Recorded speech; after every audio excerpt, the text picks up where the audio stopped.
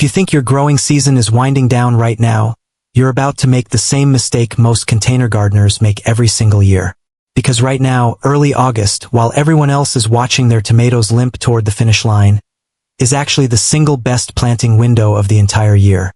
Warm soil, cooling nights, fewer pests, and a harvest that's about to taste sweeter than anything you grew in spring. I'm going to walk you through 15 vegetables and flowers that thrive when planted right now, exactly how to set up the containers, and the actual plant science behind why fall-grown crops taste so much better. Let's get into it. 1. Why early August is the secret planting window. Here's the thing most gardeners get backwards. They treat August like the tail end of the season instead of the start of a second one. Right now, container soil is sitting somewhere between 75 and 90 degrees across most of the country. That's not a problem, that's rocket fuel for germination. Warm root zones speed up enzyme activity and cellular metabolism, which is why seeds for things like kale and bush beans can break ground in as little as 3 to 5 days instead of the sluggish week plus you'd wait for in cool spring soil. You get a strong root system and a full leaf canopy established before the light starts fading in September. But, and this is the part that trips people up, that same August heat that speeds germination is also trying to kill your seedlings through moisture stress.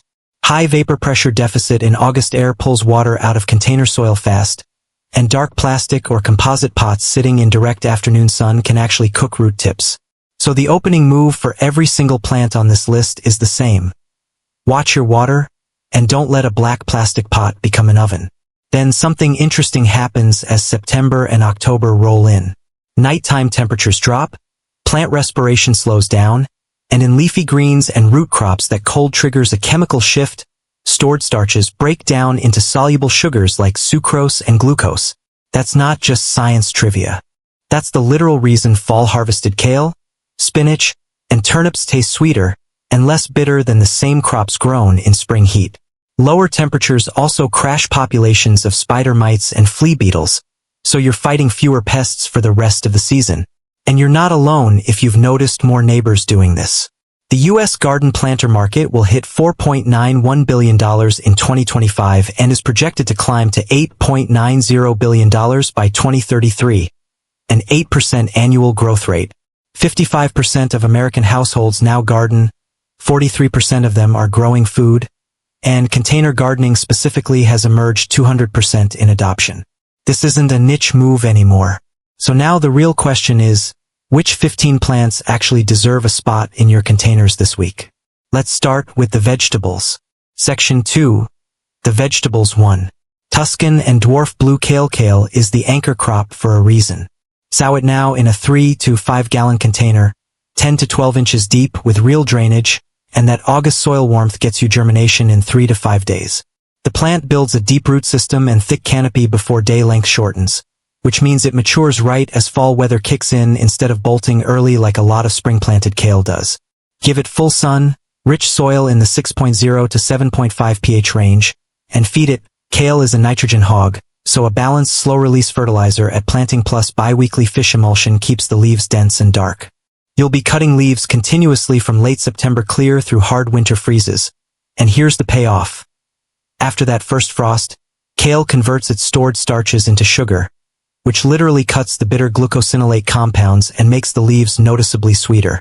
Watch for cabbage loopers and downy mildew, both manageable with spacing and BT applications. But if kale is the anchor, what's the plant that actually outpaces it to harvest? That'd be the peas. 2.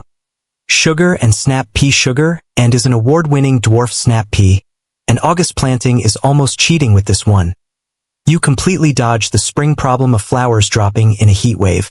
Cool autumn temps mean pods set cleanly and stay tender.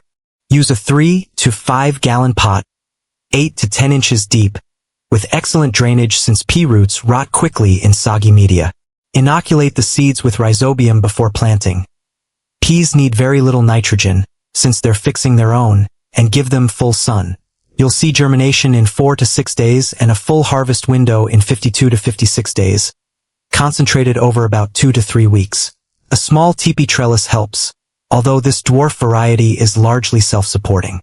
The standout fact here, sugar and ripens 10 to 14 days faster than standard vining peas, which makes it one of the most dependable choices for a short fall window. Speed is nice, but what if you want a harvest in under 5 weeks? That's where the root crops come in. 3. Hakurei salad turnip. This isn't your grandmother's turnip. Hakurei is a Japanese hybrid bred specifically to be eaten raw, smooth white skin, crisp texture, almost no bite. A 2 to 3 gallon container, 6 to 8 inches deep, is plenty. Thin seedlings to 2 to 3 inches apart, keep the pH between 6.0 and 7.0, and go easy on nitrogen. Too much and you get all leaf, no root. You're looking at 30 to 40 days to maturity and roots ready to pull in 10 to 14 days once they hit that 1 to 2 inch diameter. And here's the interesting part. Unlike a standard turnip, Hakurei develops almost none of the mustard oil compounds that make regular turnips sharp, so what you get after a cool autumn snap is a genuinely sweet, crunchy root you can eat straight off the plant. 4. Space and Bloomsdale spinach. Spinach in spring almost always bolts the second it gets warm. Plant it now instead. A 2 to 3 gallon shallow container works well. Spinach actually loves a wide, shallow window box, and it needs strict pH control, 6.5 to 7.5, or you'll fight nutrient uptake all season. Pre-soak the seeds overnight, because soil above 85 degrees can actually block germination outright. Some growers even pre-chill seeds in the fridge for 48 hours to force the issue in early August heat. Once it's up, though, you're harvesting continuously for 6 to 10 weeks. And the cold acclimation story here is one of the best on this list. Spinach leaves stockpiles soluble sugars along with glycine, betaine, and proline, compounds that protect the cell membranes from freeze damage, which is exactly why fall spinach tastes richer and less watery than anything you grew in April. 5. Buttercrunch leaf lettuce. Lettuce is the filler crop that makes everything else look good, literally, since bronze and burgundy leaf varieties add color to mixed containers. A shallow 1 to 2 gallon pot is enough. The shallow roots mean frequent light watering rather than deep soaking, and morning sun with afternoon shade in August keeps seedlings from bolting before they've even gotten started. You'll get baby leaves in as little as 21 days, full heads in 45 to 55. One detail worth knowing. Red leaf varieties actually ramp up anthocyanin and polyphenol production under bright fall sun and cool nights, so the color and antioxidant content both intensify the later you harvest. Lettuce and spinach are quick wins. But what about something that takes real commitment and rewards you twice? 6. Green Magic and Gypsy broccoli. Broccoli is the heavy feeder of this list, and it needs the room to match. A full 5-gallon container, 12 inches deep, 1 plant per pot. You'll want transplants rather than direct seed for August installation, since there's no time to spare. Water deeply 2 to 3 times a week, and mulch the surface heavily to keep root temperatures down during the last heat of summer. The main head comes in around 55 to 60 days from transplant, typically landing in October, and that's not the end. After you cut the crown, the plant keeps producing side shoots for another 3 to 6 weeks. Fall-grown broccoli also forms tighter, sweeter bud clusters than spring broccoli, because it isn't racing against a summer heat spike the way spring crops are. 7. Provider bush. Green bean provider earns its name. It's bred to germinate reliably in cooler soil than most bean varieties, which means it keeps setting pods later into fall than you'd expect. Direct seed into a 3 to 5 gallon container, 8 to 10 inches deep, with excellent drainage, since beans rot quickly in cool, wet media. Keep nitrogen moderate, too much and you get leaves instead of pods, and expect germination in 3 to 5 days, harvest in 50 to 55 days. No trellises needed.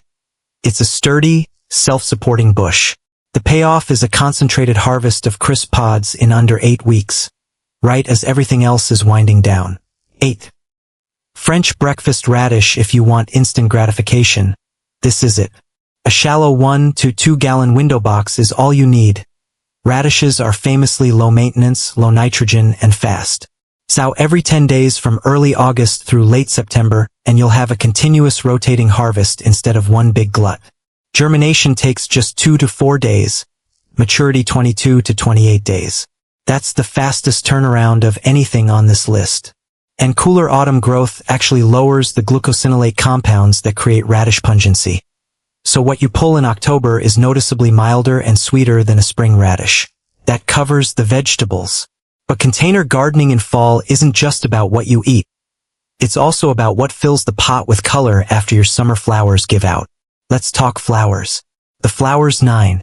Garden pansy. Pansies planted in August establish roots while the soil's still warm, and that root system is what carries them through continuous blooming from September through winter, sometimes into the following spring in milder zones. A 1 to 2 gallon pot works for hanging baskets or window boxes. The one number to get right here is pH. Pansies wanted acidic, strictly 5.4 to 5.8 because that's what unlocks micronutrient uptake. Get the soil too alkaline and you'll see black root rot. Otherwise, they're remarkably cold hardy, surviving down to 10 degrees. And a fun detail. Pansy flowers are entirely edible, with a mild minty flavor, which makes them a nice garnish for fall dishes. 10. French marigold. Marigolds do double duty. Plant transplants or fast seed in early August and you get continuous gold, orange, and mahogany blooms from September until the first hard frost. But they're also functioning as pest control. Root exudates from Tagetes patula contain a compound called alpha-terthional that actually suppresses root knot nematodes in the container media, and extension research shows August marigold plantings measurably suppress spider mite populations in neighboring crops. A 2 to 3 gallon pot, moderate water and low fertilizer, too much feed and you get leaves instead of flowers. Deadhead regularly and keep water off the petals to avoid botrytis. 11. Ornamental cabbage and kale. This is the structural centerpiece plant. Set out transplants in a 3 to 5 gallon pot, and here's the critical detail, that vivid pink, white, or purple center coloring only develops once night temperatures drop below 55 degrees. Plant it too early or in summer heat and you just get plain green foliage. Stop nitrogen feeding after mid-September, since excess nitrogen actively blocks pigment development. The anthocyanin pigments that create those colors are functioning as natural cold protectants, kicking in as night temps fall below 50 degrees. So the display actually gets more vivid the colder it gets, lasting from September all the way into January in some regions. 12. Dwarf snapdragon. Snapdragons basically shut down in summer heat and come roaring back once fall arrives. Plant transplants or seed in a 2 to 3 gallon pot in early August. Pinch the terminal shoots to force bushier growth, and you'll get continuous flower spikes from September through November or December. There's a genuinely strange detail here. The snapdragon's hinged flower mechanism is built for heavy bees, and cooler fall temperatures slow bee movement down, which actually increases pollination time per flower and extends how long each bloom stays viable on the spike. 13. Sweet alyssum. Alyssum basically goes dormant in peak summer heat. So August planting is when it really gets going. A dense, honey-scented carpet of blooms right through to hard freezes. It's a low 1 to 2 gallon container plant, great as a trailing spiller in mixed pots, and it wants very little fertilizer. It's also doing quiet pest control work. Alyssum attracts hoverflies, whose larvae eat aphids on neighboring plants, and it keeps producing nectar even when temperatures drop below 45 degrees, making it one of the last reliable food sources for migrating pollinators in fall. 14. Garden chrysanthemum. Mums are the showstopper.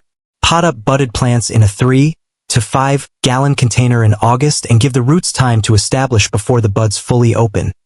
That root development is what prevents the flowers from drying out prematurely once they're in full bloom.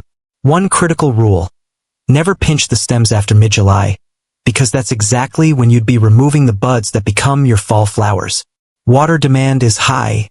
Established mums with big canopies can need daily watering. The science behind their timing is elegant. Mums are obligate short-day plants, meaning flowering is triggered once nights exceed 12 hours, which is precisely why their peak bloom lines up with the darkening days of autumn. 15. Calendula/pot marigold. Calendula rounds out the list as the multi-purpose plant, ornamental, pollinator magnet, and edible. Summer heat makes it leggy and stingy with blooms. Cool fall weather does the opposite, producing compact growth and long-lasting flowers. A 2 to 3 gallon pot, low to moderate fertilizer, and regular deadheading keeps blooms coming from late September until winter freezes shut it down. The petals themselves are edible and used in salads, teas, and salves, and they get more valuable the later you harvest. since the lutein and beta-carotene pigments in the petals actually increase in concentration during cool autumn flowering, deepening both the color and the antioxidant content. That's all 15. But knowing the plants is only half the equation. Where you live changes almost everything about how you execute this. It depends where you live. If you're in the Northeast, early August isn't a suggestion. It's a deadline because autumn temperatures drop quickly and you need transplants, not seeds, for brassicas like broccoli and kale to mature in time. In the Southeast, the challenge flips entirely. It's still brutally hot and humid in early August, so containers need daily irrigation and afternoon shade just to keep seedlings alive long enough to establish. The Midwest gets favorable late summer conditions, but sharp early freezes can hit by late September. So container mobility, being able to move pots under cover overnight, is a real advantage. Out in the Great Plains, high wind is the enemy. Mulch heavily and use windbreaks, or dry your containers out before you can react. The Southwest deals with extreme afternoon substrate heating. This is where fabric pots or light-colored containers actually matter, since dark ceramic and plastic can bake root systems. The Pacific Northwest trades heat problems for moisture problems. Increasing fall rainfall brings downy mildew and botrytis risk, so drainage and airflow become the priority. California gets an extended autumn window, but water quality and salinity can build up in containers over a long season, so a thorough flush is worth doing before fall planting. And in the mountain states, you're working with the shortest window of anywhere on this list. Frosts can hit by mid-September, so stick to the fastest maturing crops. Radishes, Hakurei turnips, and baby greens. Now, once you've got the right plants for your region in the ground, there are still a handful of technical details that separate a good fall container from a great one. The techniques that actually move the needle, a few things worth locking in right now. First, container media can hit over 100 degrees in direct August sun. Group pots together to shade each other's walls, or double pot smaller containers inside larger ones for insulation. Second, pre-soak thick-coated seeds, peas, beans, spinach, in water for 8 to 12 hours before sowing. It shaves real days off germination time in warm soil. Third, nitrogen timing matters more than most people realize. You want strong nitrogen early to build foliage, but pull back by mid to late autumn, because excess nitrogen actually blocks the sugar accumulation that gives cold hardy crops their improved flavor and frost tolerance. Fourth, track the sun. As the angle drops through autumn, buildings and fences cast longer shadows than they did in summer. Move your containers in September to keep them in full light. And fifth, use thermal mass. A south-facing brick or concrete wall soaks up heat all day and radiates it back at night, which can be the difference between a plant surviving a light frost and not. On the flip side, the most common mistakes are just as consistent. Filling containers with heavy native garden soil instead of proper potting mix, letting pots dry out completely during peak August evapotranspiration, planting long-season spring cultivars that were never bred for a fall window, skipping seedling thinning on crowded root crops, and assuming pests disappear in fall when loopers and aphids are still very much active. Put those two lists together, the techniques and the mistakes to avoid, and you've essentially got the difference between the trial in Chicago where fabric pots and cold hardy varieties delivered continuous harvest from September through December, and a container that fails by October because nobody adjusted for fall conditions. So here's where that leaves you. 15 plants, all suited to a planting window that most gardeners walk right past every single year. Kale, peas, turnips, spinach, lettuce, broccoli, beans, and radishes for the table. Pansies, marigolds, ornamental brassicas, snapdragons, alyssum, mums, and calendula for color that lasts long after your summer flowers are done. But planting them is only step one. The real test comes in October and November, when the first real frosts show up, and if you don't know how to protect these containers through that transition, you can lose weeks of growth overnight. That's exactly what I'm covering in the next video. How to protect your fall containers through frost and freeze events so you get the maximum harvest window instead of losing it all in one cold snap. Go watch that next so August's planting actually pays off in December.